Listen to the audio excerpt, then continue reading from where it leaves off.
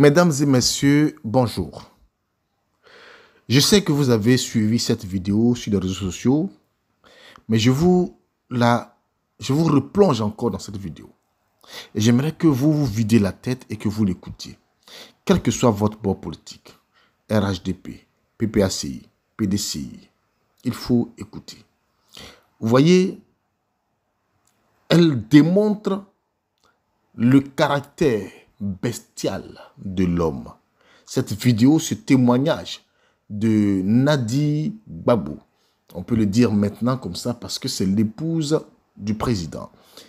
Ce témoignage démontre le caractère inhumain de certains êtres humains. Vous voyez, quand un homme, vous voyez aujourd'hui le président Laurent Gbagbo a des difficultés pour marcher, et ça, beaucoup d'entre nous l'ont remarqué. Certains même l'ont traité de koyo-koyo ou bien de pousser démarrer et sans savoir ce qu'il a vécu. Il a fallu que sa femme, qui était à ses côtés, pas dans les moments où il a été torturé, mais qu'elle allait le trouver à la haie, au moment où il était un peu plus dans un cadre un peu plus humain, mais il avait toutes ces difficultés. Elle a vu, il n'arrivait même plus, selon son témoignage, à attraper un stylo. C'est difficile. C'est l'horreur du caractère de l'homme. Pendant ce temps, des gens se réjouissaient à Abidjan, croyant avoir gagné. Vous avez gagné, mais il y a des choses dans la vie, il y a des victoires dans la vie, souvent qu'on ne célèbre pas toute la vie. Il y a des victoires même qu'on finit par maudire, parce que ces victoires vont créer des choses que vous n'allez jamais oublier. Vous voyez, Laurent Gbagbo, sa démarche, nous la connaissons tous. Il marche, c'est un bluffeur, la main dans la poche, et il marche. Vous voyez, ça a toujours été un mignon garçon, un bluffeur. Même si on sait que l'âge est passé par là, mais ce n'est pas l'âge qui allait le transformer comme ça. Vous comprenez?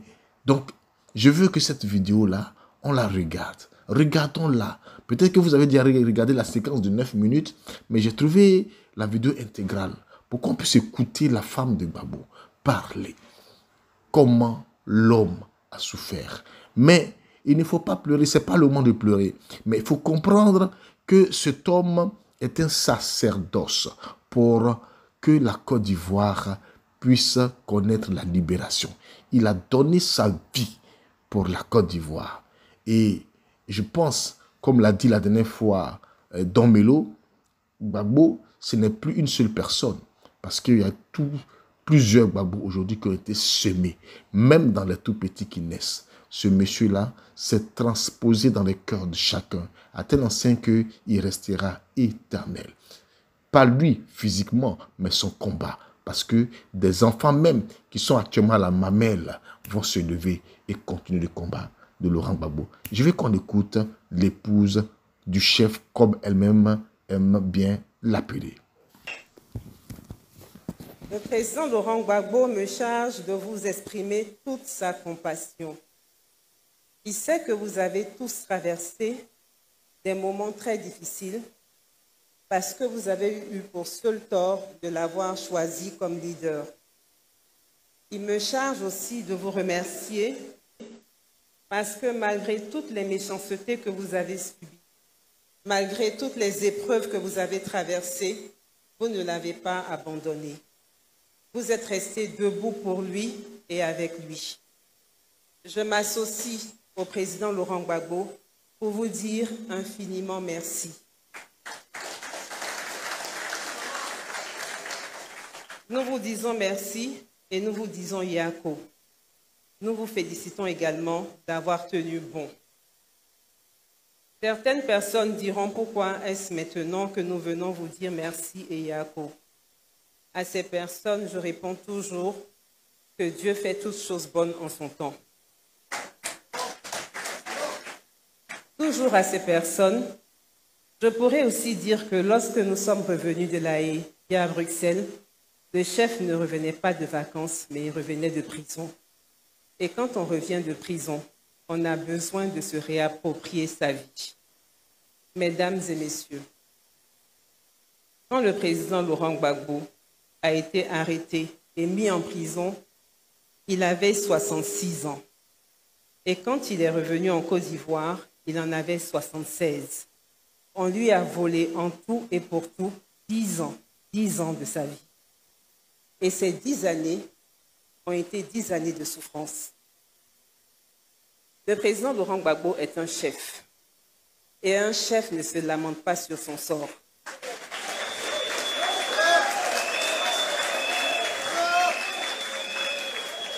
C'est pour cette raison que vous n'entendrez jamais le président Laurent Gbagbo se plaindre de ses souffrances.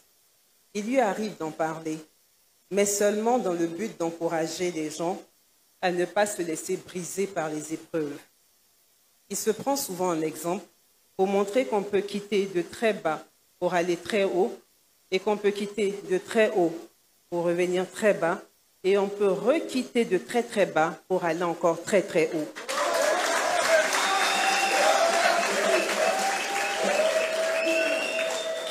Mais depuis son retour de la prison de Scheveningen, l'avez-vous vu vous relater une seule fois ce qu'il a enduré là-bas? S'il est vrai qu'un chef ne parle pas de ses souffrances, il est aussi vrai que lorsqu'on a la grâce d'être à côté d'un grand homme, comme le président Laurent Gbagbo, on se doit de parler de lui, de témoigner pour lui. De grands hommes comme le président Laurent Gbagbo sont rares. Quand on a donc le privilège de côtoyer au quotidien un tel homme, on devient son disciple, même quand on est son épouse. Oui, je l'avoue. En plus d'être une épouse, je suis une disciple du président Laurent Gbagbo. Les valeurs d'équité, de démocratie et de gentillesse qu'il incarne à l'intérieur et à l'extérieur de la maison ont fini par me convaincre à être une de ses disciples.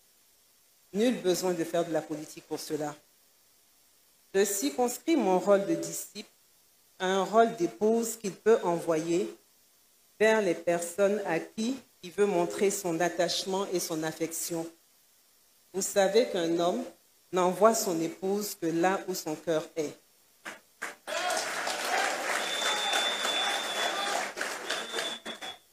Si vous me voyez aujourd'hui devant vous, c'est parce que vous êtes cher au cœur du président Laurent Gbagbo.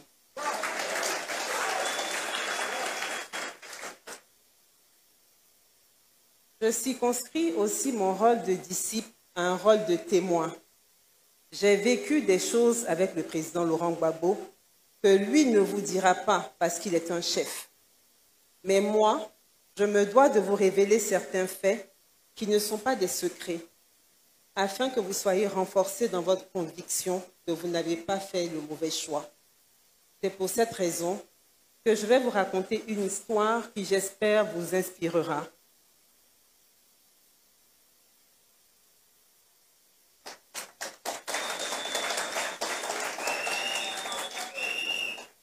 En avril 2011, le président Laurent Gbagbo est incarcéré à Korogo.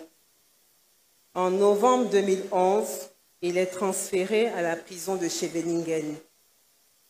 Ce n'est qu'en avril 2012 que je le vois pour la première fois parce que j'étais sous sanction, interdite de voyager et tous mes comptes bancaires gelés.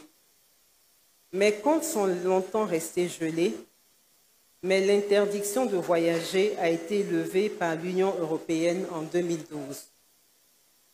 Quand le chef était en prison à Korogo, il n'avait droit à aucune visite, sauf à celle de ses avocats. Il fallait que nous attendions que ses avocats lui rendent visite, et cela une seule fois par mois, pour que nous puissions avoir de ses nouvelles pour savoir s'il était en vie ou pas. Je vous assure que la prison de Korogo a été la pire prison pour moi. En plus de l'interdiction de voyager, il n'avait pas le droit de téléphoner. Petite anecdote. J'avais un numéro de téléphone que le président Laurent Gbagbo connaissait par cœur. Et ce numéro était aussi connu par beaucoup de personnes.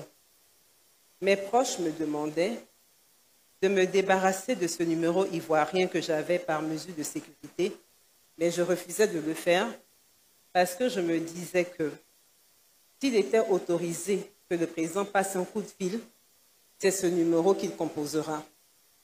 Et c'est ce qui fut fait le 30 novembre 2011, jour de son arrivée à la prison de Scheveningen. Au petit matin, vers 3h ou 4h, mon téléphone sonne et je vois un numéro portant l'indicatif de la Hollande. Je n'ai pas de doute, c'est lui, c'est le président. Je m'empresse de décrocher et j'entends le chef rire à l'autre bout du fil et il me dit toujours en riant, « Nadi, ici au moins je suis entre les mains de personnes civilisées. »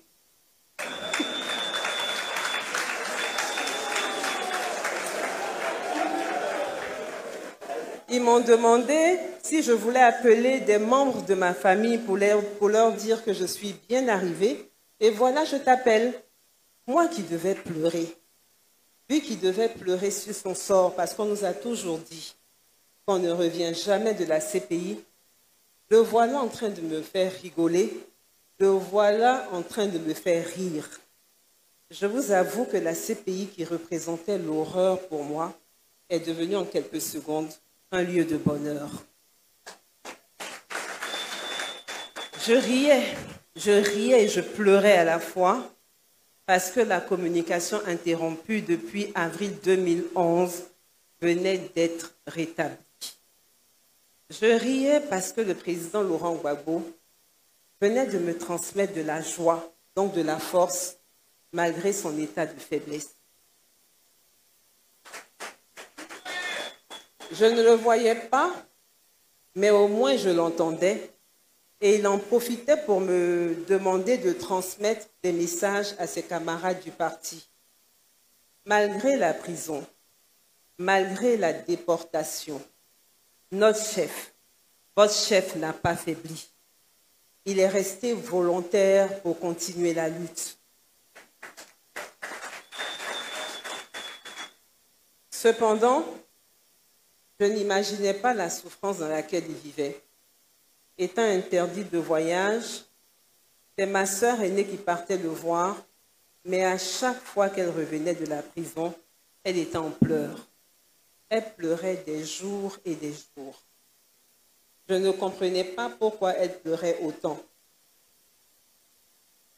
Il a fallu que moi-même j'arrive d'Accra, où j'étais d'abord en exil à La Haye, pour voir de mes yeux, en avril 2012, ce qui faisait tant pleurer ma sœur.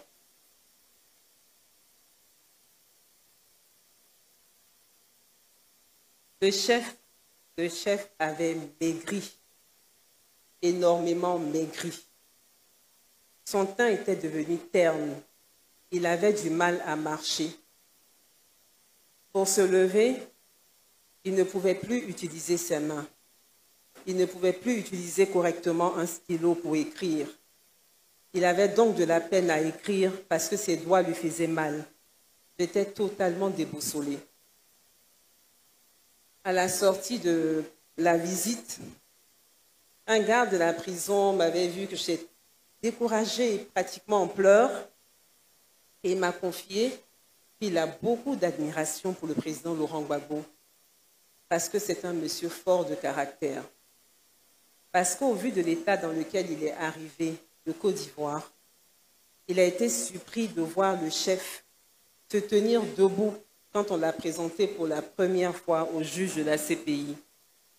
C'est justement ce jour-là que le chef a parlé pour la seule et unique fois au tribunal de La Haye, où il a dit « on ira jusqu'au bout ». Et encore, quand un homme marche, il laisse des traces. Je me dois également de témoigner que la CPI s'est empressée de trouver un kiné pour que ce dernier réapprenne au président Gbagbo à utiliser tous les membres de son corps malgré la douleur. Quand le chef est sorti de prison, c'est avec la même volonté de ne pas se laisser démolir physiquement qu'il a continué ses séances de kiné à Bruxelles et il a réappris à marcher un peu plus vite sur de longues distances. nous partions pour cela tous les après-midi dans les parcs pour que la marche ne soit pas un obstacle pour lui. Chers jeunes, chers jeunes, chers jeunes, chers jeunes,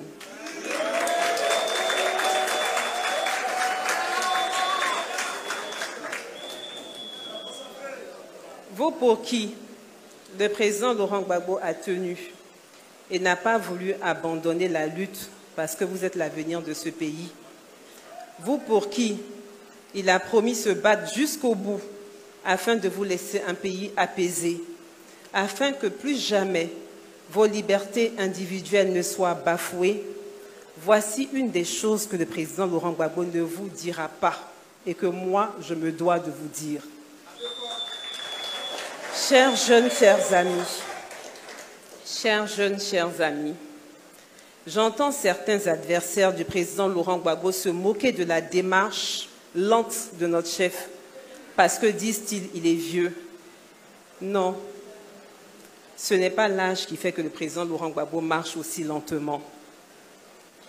Oui, c'est vrai qu'il n'est plus très jeune, mais c'est la prison à Korogo qui lui a laissé des séquelles. Il n'est pas le plus âgé de la classe politique ivoirienne ou le président le plus âgé du monde. Il est l'un des hommes politiques à avoir été le plus éprouvé. Sa vie n'a été que combat et sacrifice pour le peuple ivoirien. En disant qu'il marche parce qu'il est vieux, ses adversaires veulent nous faire oublier ce qu'ils lui ont fait subir. Nos chefs portent les traces de leur injustice.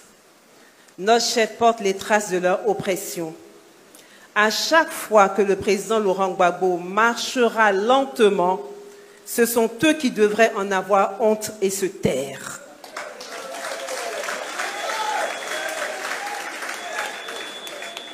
Et vous,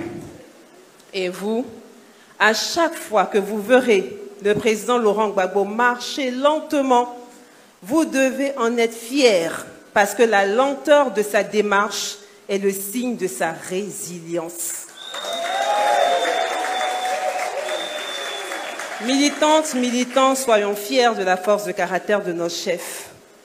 Ils l'ont touché physiquement, mais n'ont pas atteint sa santé, n'ont pas atteint son cerveau, Dieu merci. Malheureusement pour eux, le président Laurent Gbagbo a toute sa lucidité.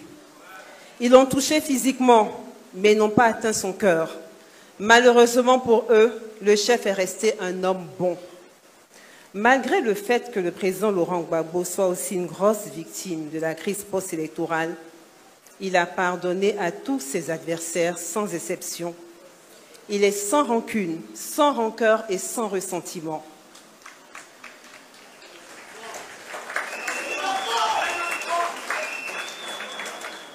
Il me disait le soir de la Noël, qu'il n'a pas d'ennemis, mais qu'il a plutôt des adversaires politiques. C'est un homme sans esprit de revanche, sans esprit de vengeance. Mesdames et messieurs, militantes, militants, le président Laurent Gbagbo sait où il va. Tout est ordonné, tout est structuré et tout obéit à un chronogramme.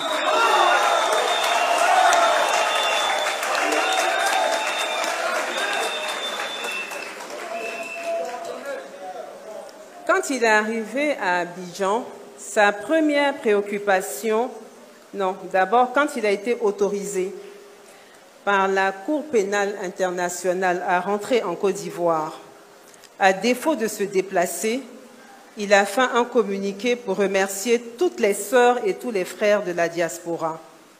Parce que lui, l'ancien chef d'État, il est tenu au respect de la bienséance des règles diplomatiques. Quand il est arrivé à Abidjan, sa première préoccupation était de faire libérer les prisonniers militaires. Et c'est pour cette raison qu'il s'est déplacé pour aller saluer et échanger avec le président Alassane Ouattara. Il en a profité pour parler également de la situation des prisonniers civils. Aujourd'hui, Nous pouvons nous réjouir parce que la grande partie des prisonniers est libre. Les derniers qui restent seront libérés dans quelques mois, Inch'Allah.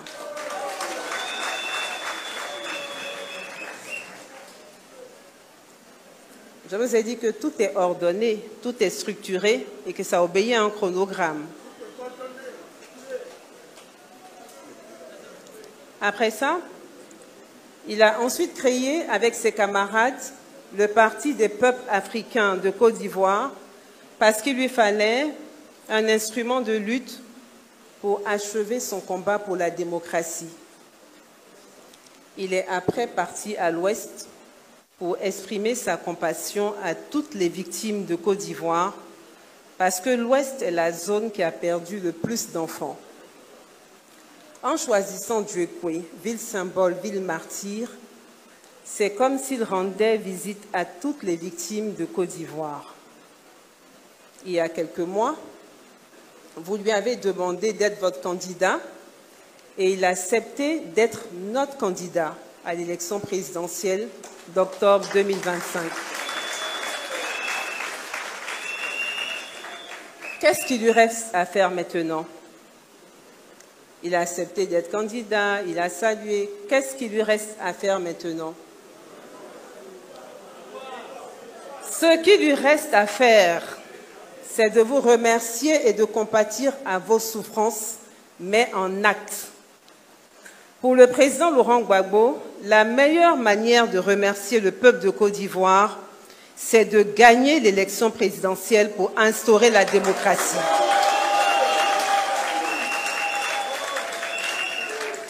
Pour le président Laurent Gbagbo, la meilleure manière de compatir, c'est de gagner l'élection présidentielle pour réparer tout le mal qui a été fait à la population ivoirienne en dédommageant toutes les victimes des crises successives que la Côte d'Ivoire a connues, sans exclusion, peu importe leur appartenance politique ou religieuse. Pour le président Laurent Gbagbo, il doit gagner l'élection présidentielle pour offrir à la jeunesse un avenir prometteur, débarrassé du favoritisme, pas besoin d'être accepté dans un réseau, de connaître une personne au pouvoir, d'être de la bonne ethnie, d'être un enfant d'eux, pour travailler, pour entreprendre ou pour réussir un concours. Frères et sœurs qui avez battu le pavé pendant l'absence du président, vous qui avez été à la tête de la jeunesse du parti, quand vous avez décidé de porter le combat du président Laurent Gbagbo, depuis 90 pour certains, je ne pense pas que c'était pour des intérêts mercantiles. Je peux affirmer, sans risque de me tromper, que vous l'avez suivi, non pas pour des postes, non pas pour de l'argent, mais vous l'avez suivi à cause d'un idéal. Et cet idéal, c'est de voir une Côte d'Ivoire unie, libre, indépendante, souveraine et forte de ses richesses.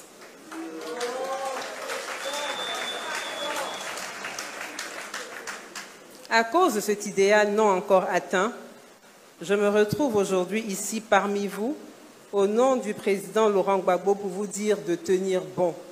Nous y sommes presque.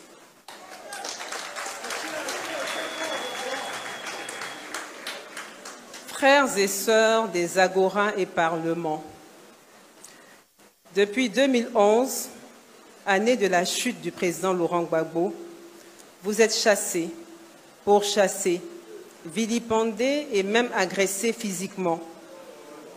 Récemment, un parlement portant mon nom a reçu la visite de personnes munies de machettes.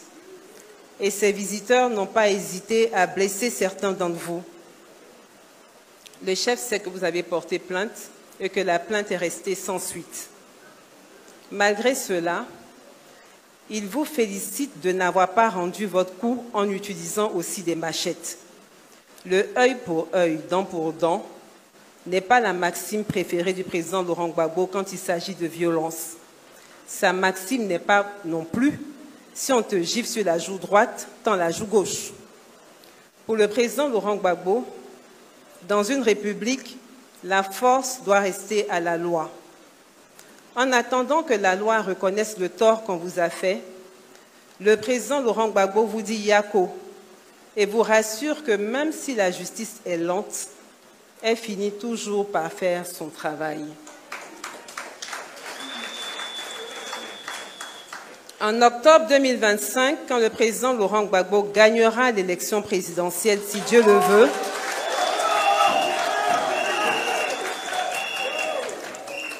il ne mettra pas en place une justice basée sur du œil pour œil, dent pour dent.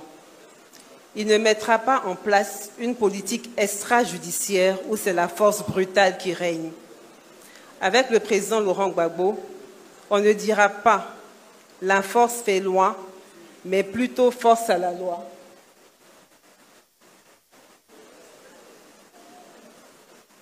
Il mettra en place une justice indépendante du pouvoir exécutif et une justice équitable. Chers ex-détenus, à vous qui avez été mis en prison pour des raisons diverses et de manière injuste, le président Laurent Gbagbo vous demande de reprendre courage. Il sait que la prison n'est pas facile et que la sortie de prison est encore plus dure parce que la réinsertion dans la société est difficile. Surtout que certaines personnes parmi les détenus ont perdu leur travail, leur économie. Il pense également aux anciens exilés pour qui le retour au pays n'est pas rose, puisqu'il faut tout reprendre à zéro pour certains. À vous tous, il vous demande de la patience et du courage. Il vous demande, le président Laurent Gbagbo vous demande d'avoir l'esprit combatif et de ne pas vous laisser démoraliser. Il vous demande de croire en des lendemains meilleurs.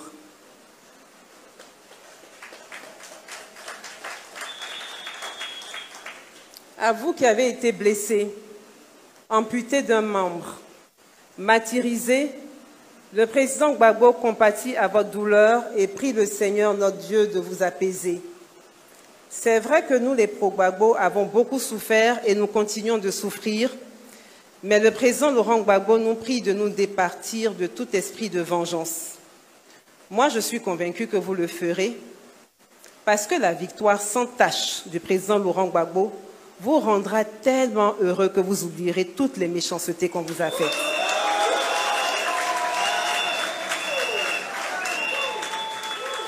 Oui, la victoire rend heureux et bon. Quand vous regardez par exemple un match de football avec une personne que vous détestez et que votre équipe marque un but, sans vous en rendre compte, vous vous jetez spontanément dans les bras de cette personne. Quand tu gagnes une élection à la loyale, sans tricherie, ça te remplit tellement de joie que tu n'as pas le temps d'être haineux ou d'être vindicatif. Tu as gagné. Et ta victoire est déjà la meilleure des revanches. Ce sont les perdants qui se vengent toujours. La vengeance n'est pas Gbagbo et la vengeance ne sera pas Gbagbo. Gbagbo ne se vengera pas et nous, les pro-Gbagbo, nous devons l'aider à toujours être ce qu'il est. Nous l'aimons parce qu'il est démocrate. Nous l'aimons parce qu'il a du cœur. Nous l'aimons parce qu'il sait pleurer avec nous quand nous sommes dans le malheur. Nous l'aimons parce qu'il est tout simplement Gbagbo. Le président Laurent Gbagbo est un démocrate né, il est humain. J'entends des gens le critiquer en disant qu'il a eu tort d'être démocrate et trop humain. Non, il n'a pas eu tort d'être démocrate. Il n'a pas eu tort d'être un homme pacifique. Sa gestion humaniste, quand il était à la tête de la Côte d'Ivoire, à la tête de l'État de Côte d'Ivoire, l'ont sauvé. S'il avait été un dictateur, s'il avait usé de la violence pour soumettre son peuple, s'il avait tué, il serait resté en prison à la CPI. Mesdames, messieurs, vous ne devez jamais aduler la dictature. Et il ne faut jamais penser qu'il faut être dictateur pour qu'un pays africain soit stable. L'Afrique mérite aussi d'avoir des présidents démocrates. La dictature est mauvaise à tout point de vue. La première chose que la dictature attaque, c'est la parole. Alors que la parole, c'est ce qui singularise l'être humain. La dictature combat la pensée plurielle. Et l'arme la plus absolue de la dictature, est-ce que vous savez? L'arme la plus absolue de la dictature, c'est le divertissement. Divertir au maximum le peuple pour l'empêcher de penser, donc de parler. Quand on ne pense plus et qu'on ne parle plus, c'est qu'on n'existe plus. Dans la Bible, on dit « Au commencement était la parole et la parole était avec Dieu et la parole était Dieu ». Chez les musulmans, on ne dit pas autre chose. Chez les musulmans, il est dit que Allah a singularisé l'homme par l'éloquence et lui a accordé le bienfait de s'exprimer clairement. Par la grâce de son Seigneur, il peut parler intelligemment et éloquemment. Par l'éloquence, l'homme est passé du stade de l'animal muet à celui de l'être éloquent conformément à sa parole. Pour le président Laurent Gbagbo,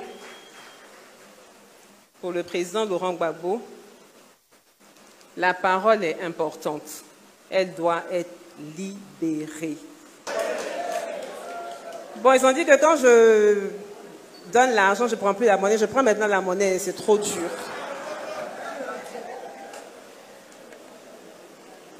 Pour le président Laurent Gbagbo, on doit parler et on va parler, mais dans le respect de l'autre. Nous devons critiquer, sans rabaisser, sans injurier. Nous devons dénoncer ce qui ne va pas. Nous ne devons pas utiliser la parole pour pousser l'autre à prendre des armes, à user de la violence. Pour le président Laurent Gbagbo, la parole doit être utile. Elle doit servir à apaiser, à dire la vérité et à ouvrir les yeux sur les injustices. La parole doit aider à instaurer la démocratie parce que la démocratie est le meilleur mode de gouvernance. Militantes, militants, sympathisantes, sympathisants. Quand ton candidat a un bon programme, quand ton candidat est apprécié, quand ton candidat est celui qu'il faut au peuple, tu n'as pas besoin d'agresser verbalement et physiquement les partisans des adversaires. Tu n'as pas le temps de rabaisser l'autre candidat. À cette élection présidentielle où nous allons et que nous voulons inclusive, nous, militants du PPACI, nous avons tant de bonnes choses à dire sur notre candidat. Nous avons choisi le bon candidat. Par la grâce de Dieu, nous avons choisi le candidat qui va gagner. Parce qu'ils savent qu'il va gagner, ils nous poussent à penser à un plan B. Parce qu'ils savent que notre candidat va gagner, ils nous font croire qu'il ne sera pas candidat alors qu'il le sera. Parce que la candidature du président Laurent Gbagbo ne dépend pas d'eux, mais ça dépend de nous, peuple de Côte d'Ivoire. Nous tenons à la candidature du président Laurent Gbagbo parce que nous voulons mettre fin au cycle de l'injustice et de l'exclusion qui sont des sources de conflits.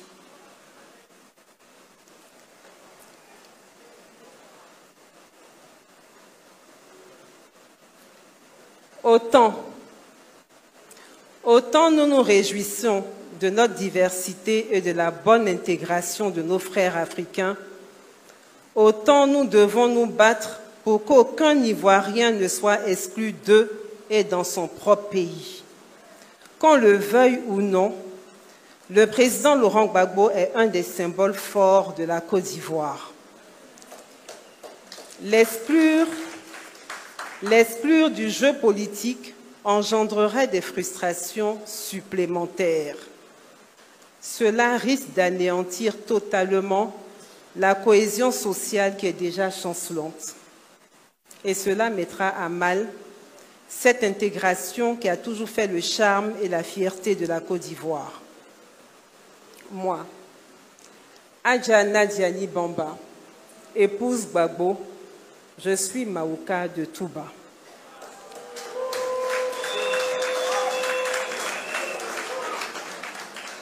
Mais, je me sens plus abidjanaise que Maouka parce que je suis née à Abidjan et j'ai grandi à Abidjan. J'ai coutume de dire que les Abidjanais forment la 61e ethnie de Côte d'Ivoire. Et pourtant, nous oublions qu'Abidjan est la terre des ébriers. J'en profite pour exprimer toute la compassion du président Laurent Gbagbo à tous ses parents ébriers qui ont récemment perdu leur village à cause des déguerpissements. Cette interconnexion entre les différentes ethnies, entre les autochtones et les allogènes, entre les naturalisés et les Ivoiriens d'origine, ne doit pas se briser au profit d'intérêts politiques. Nous tenons donc à la candidature du président Laurent Gbagbo pour qu'aucun Ivoirien ne soit lésé au profit d'un autre Ivoirien, peu importe son origine. Le président Laurent Gbagbo est candidat pour réparer les injustices et les blessures. Il est candidat pour les libertés individuelles. Il est candidat pour apporter de l'humanisme à la politique. À la place de la peur, notre candidat suscitera l'espoir. À la place de la pauvreté, il fera travailler l'argent pour que cet argent circule de votre poche à la poche de votre concitoyen. À la place des prisons, le président Laurent Gbagbo construira des centres de formation. À la place de la mort, par faute de moyens financiers pour se soigner, il appliquera l'assurance maladie universelle. À la place de l'analphabétisme, il imposera l'école gratuite et obligatoire. À la place du désespoir de la jeunesse, il donnera du travail en créant une banque de l'emploi. À la place du divertissement, âme préférée de la dictature, il favorisera le savoir, outil par excellence de la démocratie en construisant de vraies universités. En somme, à la place d'un pouvoir aux mains d'un clan, il redonnera au peuple le pouvoir que le peuple lui donnera. Oratrice, orateur, oratrice, orateur, oratrice, orateur. Votre force, c'est la parole. N'ayez pas de complexe. Vous n'êtes pas des fous, vous n'êtes pas des vagabonds, vous n'êtes pas des paresseux, non, vous n'êtes pas des délinquants. On vous accuse de vouloir endoctriner des populations, ce n'est pas vrai. Qu'est-ce que vous êtes alors? Vous êtes des éveilleurs de conscience. Vous êtes les voix des sans-voix. Vous êtes les amplificateurs. Vous êtes les amplificateurs de ce qu'on dit tout bas et qu'on a peur de dire tout haut. Aujourd'hui, il vous est souvent interdit de vous réunir sur des places publiques dans certains quartiers. Ce n'est pas grave, parce que vous devez apprendre à être pragmatique. À toute situation, une solution. Vous devez vous adapter. Votre parole peut être lourde de sens, mais n'est pas lourde en poids. Vous pouvez porter la parole en vous déplaçant.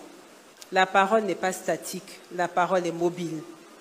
Pour véhiculer un message, nul besoin de faire du surplace. Déplacez-vous, bougez, innovez pour faire circuler vos paroles, vos pensées. Chers jeunes oratrices, orateurs, responsables des parlements et agora, militantes, militants, mesdames et messieurs, le président Laurent Gbagbo, qui ne peut pas être partout en même temps, a besoin de vos pieds, de vos mains, de votre voix, de vos ordinateurs. Le président Laurent Gbagbo a besoin de votre art oratoire, de votre plume, de votre engagement pour diffuser la bonne nouvelle.